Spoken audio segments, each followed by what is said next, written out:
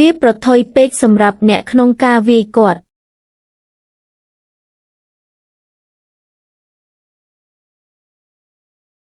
ខ្ញុំត្រូវតែយល់ព្រមការប្រជុំមុខដាក់គ្នានេះគឺមិនត្រឹមតែអំពីកេរ្តិ៍ឈ្មោះផ្ទាល់ខ្លួនរបស់ខ្ញុំប៉ុណ្ណោះទេប៉ុន្តែក៏និយាយអំពីមុខនៃឧស្សាហកម្មយេឌីរបស់ប្រទេសចិនផងដែរគាត់គឺជាម្ចាស់អណ្ដូងរ៉ែភូមាប្រសិនបើខ្ញុំមិនហ៊ានប្រឈមមុខនឹងវេទិកាសាធារណៈរបស់យើងនៅក្នុងប្រទេសចិនតើវាមិនមែនជារឿងកំប្លែងសម្រាប់អ្នកដទៃទេនោះជាការថ្លែងដ៏ត្រឹមត្រូវដោយការរំពឹងទុករបស់កូនប្រុសឆេនយេដៅគ្រួសារយីរបស់យើងនឹងគាំទ្រអ្នកក្នុងការប្រកួតនេះមិនថាអ្នកភ្នាល់លើអ្វីនោះទេវាជាការពិតដែលយើងទាំងអស់គ្នានឹងទៅជាមួយអ្នកគ្រួសារឆៅរបស់យើងក៏នឹងគាំទ្រអ្នកផងដែរបើគាត់ចង់ភ្នាល់យើងនឹងទៅជាមួយគាត់ដើម្បីភ្នាល់ដល់ទីបញ្ចប់ខ្ញុំចង់ឃើញថាតើគាត់ជាម្ចាស់អណ្ដូងរ៉ែភូមាអាចបង្កបញ្ហាបែបណានៅទីក្រុងភេងឆៅរបស់យើង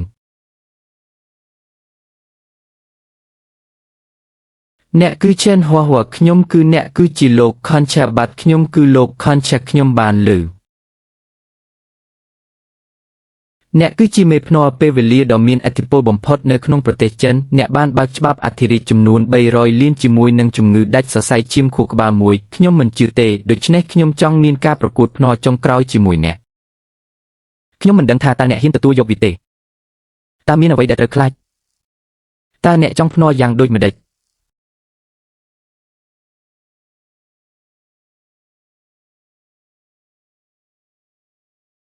នេះជាដុំថ្មរដប់ដែលខ្ញុំទើបតែជីកចេញពីតំបន់ជីកយករ៉ែភេហ្គងឡគឹងវាត្រូវបានគេនិយាយថាជាថ្មដែលមានអាយុកាលមួយសតវត្សមនុស្សគ្រប់គ្នាប្រាកដនៅខាងក្នុងគឺជាកញ្ចក់ពណ៌ពេញនៃច្បាប់អធិរាជការវិតម្លៃទីផ្សារគឺយ៉ាងហោចណាស់2000លានស្ដេចដេញថ្លៃនៃការលក់ជាសាធារណៈនេះត្រូវតែជាគាត់ជាកម្មសិទ្ធិរបស់ស្ថានសុខរបស់ខ្ញុំវាជាសម្ភារៈកម្ពុជាពីឡាវកេងប្រទេសមិចស៊ិកខ្សែក្រវ៉ាត់ត្រូវបានหุ้មព័ទ្ធដោយផ្កាស្រល់ហើយសម្បកស្បែកគឺរឹងមាំនិងតឹងវាពិតជាផលិតផលគុណភាពខ្ពស់មែនខ្ញុំមិនដែលឃើញសម្ភារៈប្រភេទនេះច្រើនដងទេក្នុងជីវិតរបស់ខ្ញុំប្រកាសជាមានអ្វីមួយធំនៅក្នុងនោះច្បាប់សម្រាប់ការប្រកួតនេះវាសាមញ្ញណាស់បន្ទាប់ពី3ថ្ងៃការដេញថ្លៃបានបញ្ចប់ដោយការចុចមួយយើងម្នាក់បានយកដុំថ្មរដប់មួយដុំការពន្យល់នៅនឹងកន្លែងថ្មរដប់របស់អ្នកណាមានតម្លៃខ្ពស់បំផុតនឹងឈ្នះតើអ្វីជាការភ្នាល់ប្រសិនបើខ្ញុំឈ្នះ300លានយន្តនៅក្នុងដៃរបស់អ្នកច្បាប់អធិរាជនឹងក្លាយជារបស់ខ្ញុំ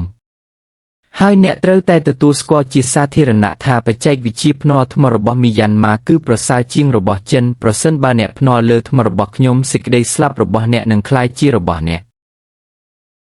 ខ្ញុំយកមនុស្សរបស់ខ្ញុំទៅជាមួយកុំឈានជើងចូលទីផ្សារត្បូងចិនម្ដងទៀតតើអ្នកហ៊ានលេងល្បែងទេ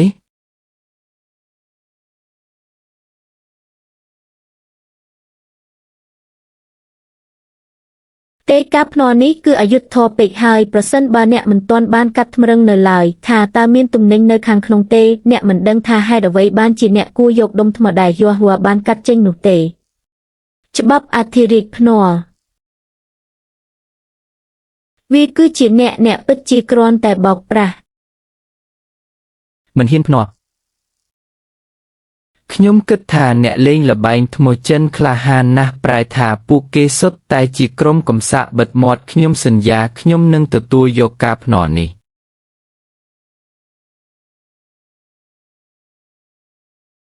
3ថ្ងៃក្រោយមកស្ដេចបេអូបាញ់ចុងដាវយីရှေយយ៉ៃអ្នកក្លាហានណាស់ខ្ញុំកំពុងរងចាំអ្នក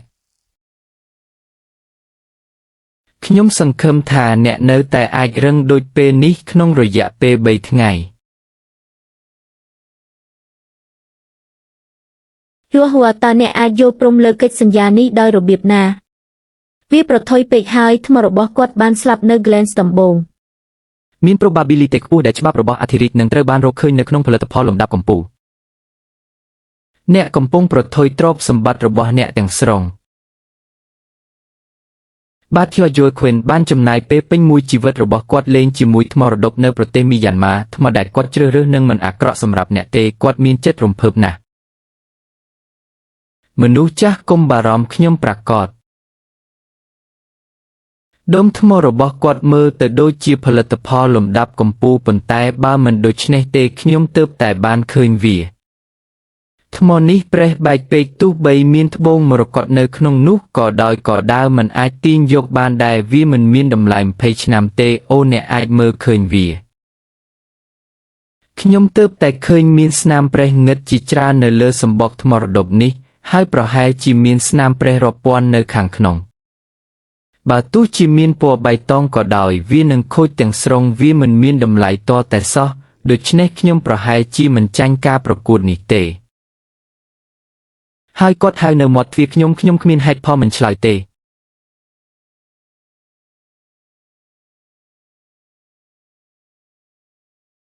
ល្អ ឥឡូវអ្នកបានសម្រេចហើយយើងនឹងគាំទ្រអ្នក